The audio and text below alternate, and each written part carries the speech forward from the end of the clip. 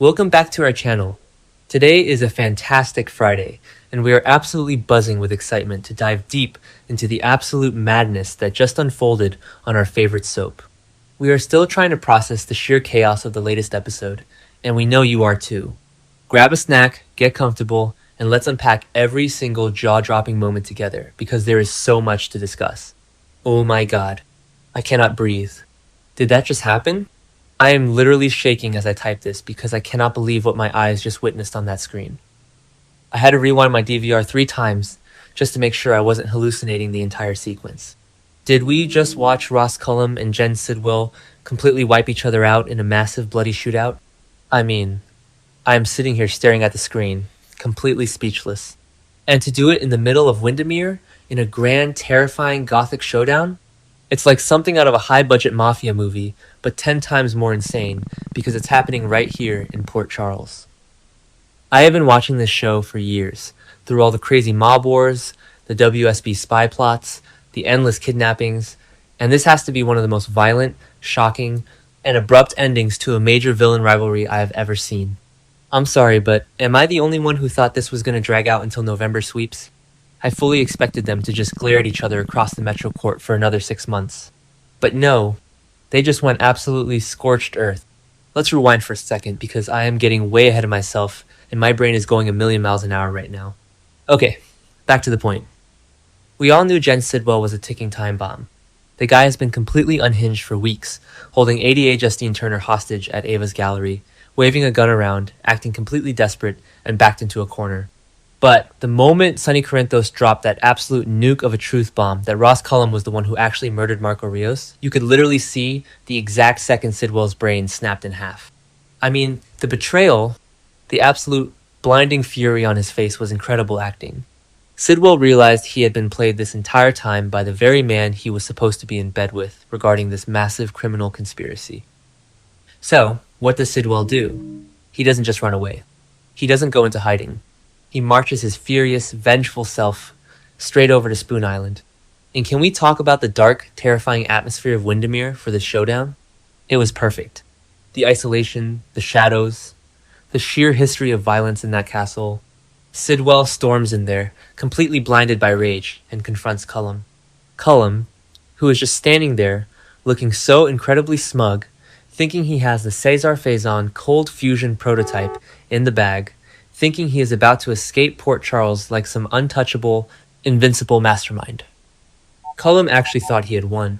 He thought he had outsmarted everyone, from Valentine Cassadine to the entire PCPD. And then, bam. Sidwell doesn't even hesitate. He doesn't give a long, drawn-out villain monologue. He just opens fire. He shot first. I was literally screaming at my television. But Cullum isn't alone, is he? Because, of course, he has his corrupt, dirty WSB agents backing him up in the shadows. The return fire was absolutely deafening. The entire Grand Hall of Windermere turned into a literal war zone in the blink of an eye. Bullets flying everywhere, antique vases shattering, the sound echoing off those stone walls, and then they both go down. In a massive, horrifying pool of blood. Both of them, dead. Just like that. The two biggest threats to our city, bleeding out on the Cassadine rugs. Wait, I need to just breathe for a second. Just think about the sheer magnitude of what this means for the show's canvas. Two of the biggest, baddest villains we've had in recent history, just taking each other out in one fatal swoop. It's poetic justice, honestly. It is the ultimate karma for both of them. But it's also absolutely terrifying because if WHO was watching the entire thing unfold from the shadows. Carly. Oh my gosh, can we please talk about Carly Spencer for a minute? She went completely rogue.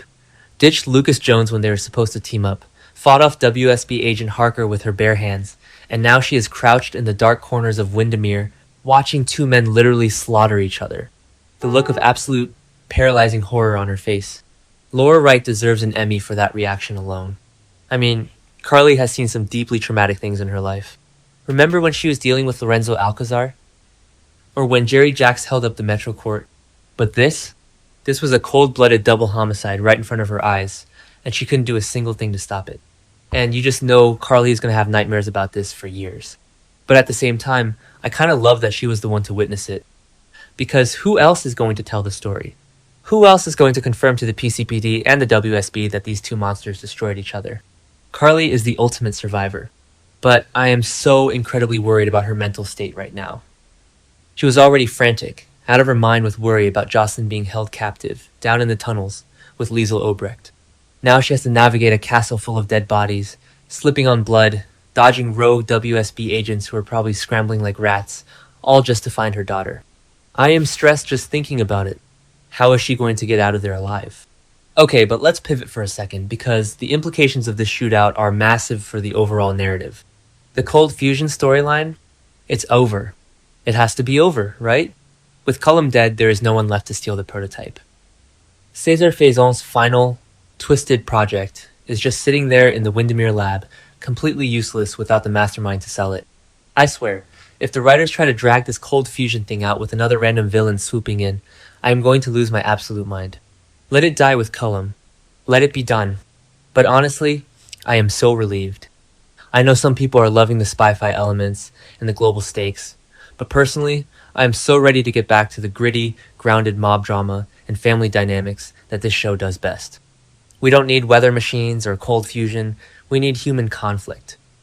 Which brings me to the most important part of this entire episode, Sonny Corinthos.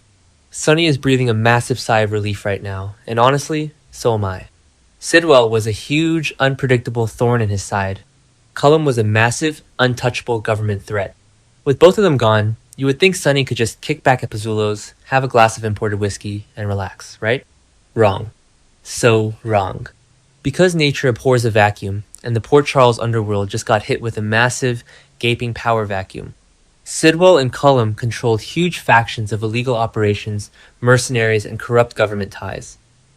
With them dead, who is going to step up? I am genuinely terrified of what comes next. Remember years ago when the Five Families went to war? Or when Faith Roscoe tried to take over the territory? This is going to be a total bloodbath on the streets if Sonny doesn't lock it down immediately. Every two-bit thug and ambitious lieutenant is going to see this as their golden opportunity to grab power. And Sonny knows it. You could see the realization hitting him in his eyes.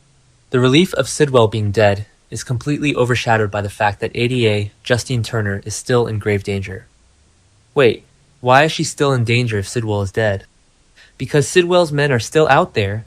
The organization doesn't just magically vanish because the head of the snake was cut off. Justine was the ultimate pawn in this entire chess game, and she knows way too much about how the infrastructure works. Sonny knows that keeping her safe is going to be harder now than ever because the remaining thugs are going to be scrambling for leverage, and an ADA is the perfect bargaining chip. I am so deeply invested in this Sonny and Justine dynamic. It's gritty, it's dangerous, and it puts Sonny right back in his element as the fierce protector of Port Charles. But I am also dreading the fallout. Because, let's be real, whenever Sonny tries to protect someone outside of his immediate, inner circle family, it usually ends in absolute tragedy. Am I the only one who remembers the heartbreak of what happened to Connie Falconeri? Or Kate Howard? I just don't want Justine to become collateral damage in this new, unpredictable underworld war. She deserves better than to be caught in the crossfire of a mob succession crisis. And what about the WSB? We absolutely cannot forget that John Oliver just made his highly anticipated debut as Z, the mysterious, overarching head of the agency. Z is in town, and he is going to walk into Windermere and find his top director, Ross Cullum, dead in a pool of blood next to an international criminal. Z is going to completely flip out. I am so here for this. Having a high-profile guest star like John Oliver play this ruthless, bureaucratic WSB leader is exactly the kind of shakeup this show needed. He is going to demand answers, and he is going to clean house. I mean, think about Valentine Cassadine for a second. Valentine went all the way to Geneva to expose Cullum to Z, risking his own freedom, risking being thrown back into the dark hole of Steinmauer prison. And now Cullum is dead. Does this mean Valentine gets a free pass? Does Z thank him for his service and give him his life back? Or does Z blame Valentine for inciting the mess that led to a director's assassination? The political fallout of this double murder is going to ripple through Port Charles and the international intelligence community for months. Valentine might have just traded one nightmare for another. I am just typing furiously right now because my adrenaline is completely through the roof. The image of Cullum and Sidwell bleeding out on the stone floor of Windermere is burned into my brain. It is the definitive end of an era, but the terrifying beginning of something so much darker. The power vacuum is going to bring new villains, new threats, and probably put every single character we love in mortal danger. Jason is back, and thank goodness he is, because Sonny is going to need his most lethal enforcer more than ever to keep the streets from running red. Jason is going to have to step up and be the enforcer we all know and love. Speaking of Jason, how is he going to react to this news? He's been locked up in a horrific WSB black site in Jakarta because of Cullum's machinations. He took the fall for Rocco shooting Cullum, sacrificing his own freedom. With Cullum dead, does Jason's record magically get wiped clean? Or do the rogue loyalist agents still try to hunt him down for revenge? The writers have set up so many intricate dominoes over the last year, and they just knocked the two biggest ones over in a single scene. I am half celebrating because the bad guys finally got exactly what they deserved, and half complaining because the anxiety of what comes next is literally killing me. Okay, I really need to wrap this up before I write a whole novel, but seriously, can we just appreciate the pacing of this episode? They didn't drag the final confrontation out. They didn't have them monologue at each other for 3 consecutive episodes while we all checked our phones. Sidwell found out the truth about Marco Rios, got mad, went to Windermere, and boom. Action, consequences, finality. It was brutal, it was bloody, and it was classic, top-tier soap opera perfection. It felt like vintage GH, and I am so grateful for it. I don't know what tomorrow's episode is going to bring.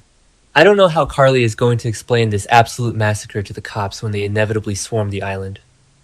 I don't know how Sonny is going to protect Justine from the chaotic fallout of the leaderless syndicates.